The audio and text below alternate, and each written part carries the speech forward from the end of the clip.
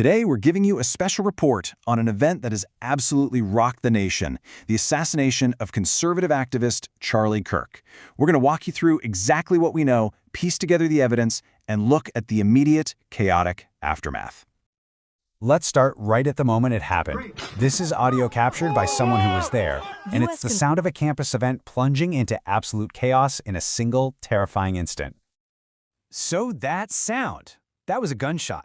On September 10th, 2025, what was supposed to be a standard political debate on a college campus in Utah became the scene of a stunning political assassination. So, let's set the scene. This all went down at Utah Valley University. Charlie Kirk was on campus to kick off his big American comeback tour.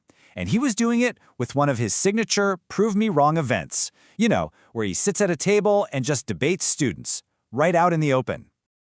He was only about 20 minutes in, right in the middle of a debate with a student, when suddenly his head jerked back. It was pandemonium. The crowd of nearly 3,000 people just erupted in panic as they realized he'd been shot. Eyewitnesses described a devastating wound to his neck. Now, to really grasp the impact of this moment, you have to understand who Charlie Kirk was. He wasn't just some pundit. He was a major force in conservative politics with a laser focus on America's youth. I mean, his rise was just incredibly fast. He co-founded the hugely influential group Turning Point USA when he was only 18. By 2016, he's up on stage at the Republican National Convention, going all in on the MAGA movement, which gave him a direct line to the president. His entire brand, his whole career, was built on these high-energy campus tours just like this one.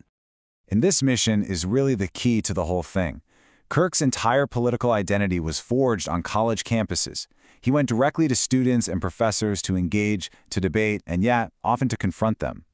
This strategy made him an absolute lightning rod. He had legions of fans and no shortage of critics.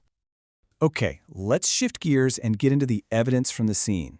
Because in the minutes right after the shot, details started to come out that pointed to a very calculated, very deliberate, long-range attack.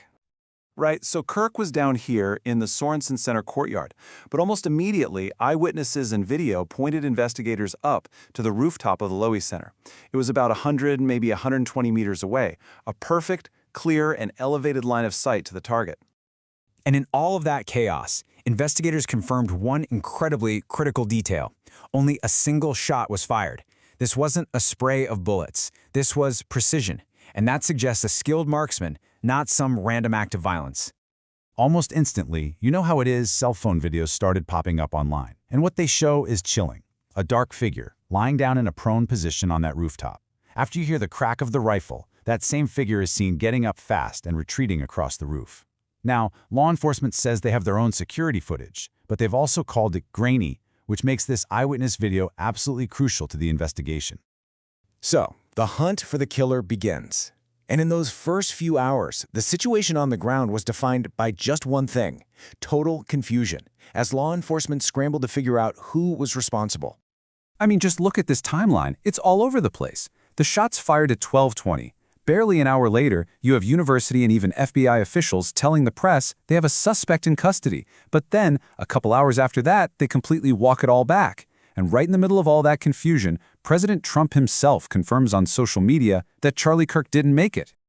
So why did they backtrack on that suspect in custody announcement? Well, it all comes down to some really important legal jargon.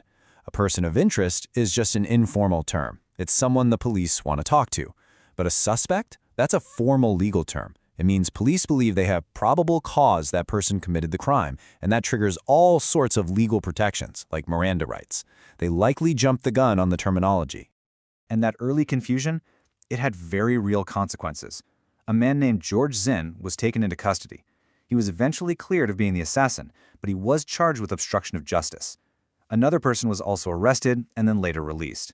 So the bottom line is this. As of right now, there are no suspects in custody for the assassination of Charlie Kirk. So while the investigation was hitting these roadblocks, news of the assassination was just exploding. It sent shockwaves across the entire country, and the reaction was immediate, it was visceral, and it came from all sides. President Trump, who had confirmed Kirk's death, posted on social media expressing his grief and anger, calling the killing a heinous act and a tragic day for our nation. And it's important to note that condemnation was bipartisan.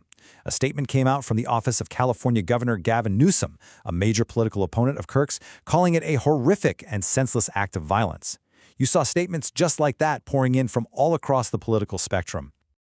And to really signify the national gravity of this assassination, the president ordered all American flags everywhere to be flown at half-staff. That's a mark of respect you don't see for just anyone. And so that leaves us here. A major political figure has been murdered in broad daylight. The killer is still out there, and a nation that was already on edge is now left to grapple with a terrifying question. What does this mean for the future of an already deeply, deeply divided America?